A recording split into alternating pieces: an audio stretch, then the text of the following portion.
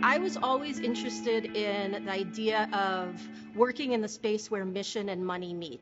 Hi, my name is Lee Wallace. I'm the CEO and owner of Peace Coffee in Minneapolis. I attended the Humphrey School at the University of Minnesota, and I graduated in 2001. So I always thought that you could use tools of entrepreneurship, be a savvy business person, run a business well that does good things for communities that it operates in, does good things for its employees, does good things for the world. But Peace Coffee was doing all of these things. We were buying coffee directly from small-scale coffee farmers. We were trading fairly. We were committed to organics. We were committed to bike delivery. We still do a lot of our delivery via bicycle. We're in this green manufacturing facility here in the heart of Minneapolis. We were doing all of these things before it was cool. We were doing all of these things before we were getting a lot of consumer attention. And so we were kind of the weirdos. We were out there putting our cups of coffee in people's hands and kind of, preaching to them about the way we thought the coffee industry should operate, the way we thought businesses should operate. And then consumers caught up with us and the world caught up with us. And that's just been a really, really fun journey for us.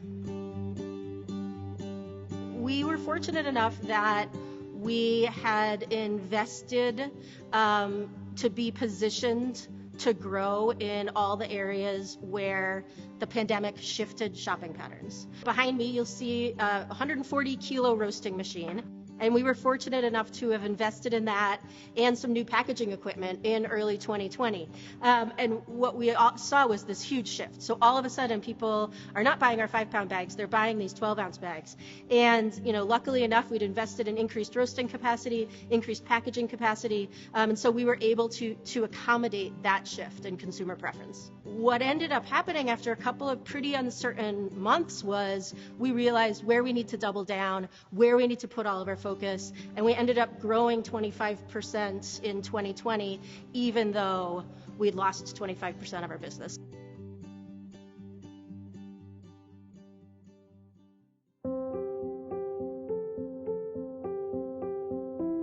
On a normal day, I want to buy more coffee from coffee farmers. I want to sell more coffee and, pay an excellent price to those coffee farmers.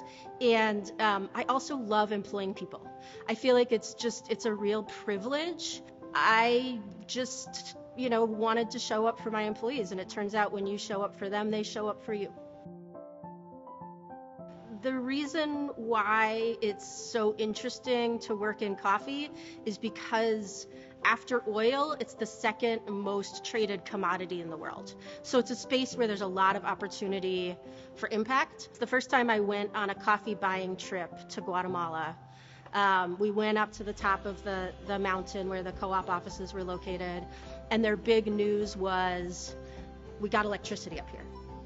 10 years later, I'm back at that same place, and we're there because they are running field trials, because they are testing different varietals of coffee with different organic inputs, and they have greenhouses. They've grown their business to the point where they're a sophisticated agribusiness, and not just these folks who just got power up the mountain for the first time. And that's really what's central and core to Peace Coffee's model. We don't go around the world cherry picking coffees. We invest in long-term relationships so that we can help communities and people see a better future for themselves. It's been a fun journey, and it's fun to continue to stay involved and attached. I speak on campus a number of times a year, every year. I'm active at the Carlson School, because the Carlson School is students are really now much more interested in the kinds of business, small businesses, and the kinds of things that Peace Coffee does.